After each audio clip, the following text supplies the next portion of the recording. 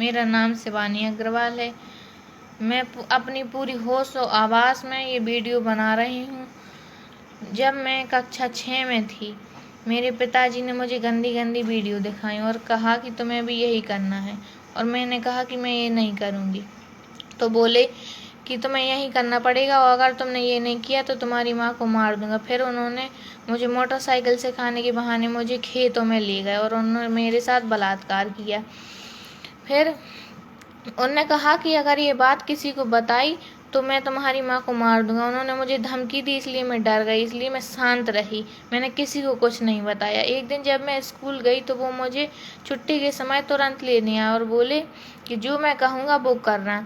तो मैं शांत रही, मैंने कुछ नहीं कहा। उन्होंने मुझे पानी की टिक्की पिलाई और एक होटल में ले गए। उस होटल का नाम राधा कृष्णा होटल था, वह स्टेशन के पास है। वहाँ पे बाहर एक औरत खड़ी हुई थी। मैं उसको नहीं जानती थी, पर उसने बोला कि आओ बेटा, मैं तुम्हें एक कमरे में ले चलती हूँ। मुझे वह कमरे में ले गई। मैं धीरे धीरे बेहोश की हालत में होती गई, क्योंकि मुझे ऐसा लग रहा था कि जो पानी की टिक्की मुझे पिलाई गई है उसमें कोई चीज़ मिली है। तो मैं धीरे धीरे बेहोश होती गई और वह औरत मुझे कमरे में छोड़ गई और बोली कि मैं अभी थोड़ी देर में आती हूँ, तुम यहीं रुकना। फिर धीरे धीरे मैं बेहोश होती गई। वहाँ उस कमरे में एक आदमी आया, उसने मेरे साथ बलात्कार किया। मैं जब अपने होश में आई तो मेरे कपड़े, मेरे जूते बिखरे पड़े थे। मैंने अपने पापा से पूछा कि ये क्या हुआ था मेरे साथ। तो बोले कि जो कुछ हुआ अब तुम्हें वही करना है, अगर तुमने वो बात नहीं मानी तो मैं तुम्हारी माँ को मार दूंगा। वो मुझे धमकी दे रहा है, इसलिए मैं डर गई। आए दिन मेरे साथ यह होता था। जब मुझे पापा ले जाते थे स्कूल से तो मुझे यही करना पड़ता था, मैं कुछ नहीं बोल पाती थी। जब वो मुझे ले जाते, जब मुझे जाना पड़ता, वो कहते कि ये करना है तो करना है।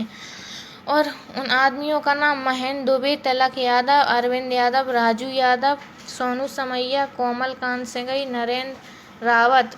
मामला जो है ललितपुर शहर का ही है और कल रात एक लड़की ने तहरीर दी जिसमें उसने अपने पिता पर ही जो है शारीरिक शोषण का आरोप लगाया है कि उसके पिता ने ही उस बच्ची के साथ दुष्कर्म किया, और न केवल अपने ही दुष्कर्म किया बल्कि अन्य लोगों से अपने साथ ला करके उसका शारीरिक शोषण करवाता था, जिस संदर्भ में कोतवाली में FIR दर्ज कर ली गई है और लड़की नाबालिग है।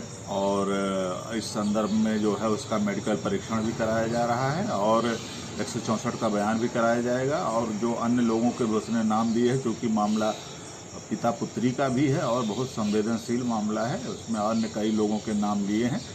जो भी बात होगी उसको बड़े धैर्य से जो है उसका परीक्षण करके और इस संवेदनशीलता को ध्यान रखते हुए अग्रिम विधिक कार्रवाई की जाएगी, ताकि कोई दोषी उसमें बचने न पाए।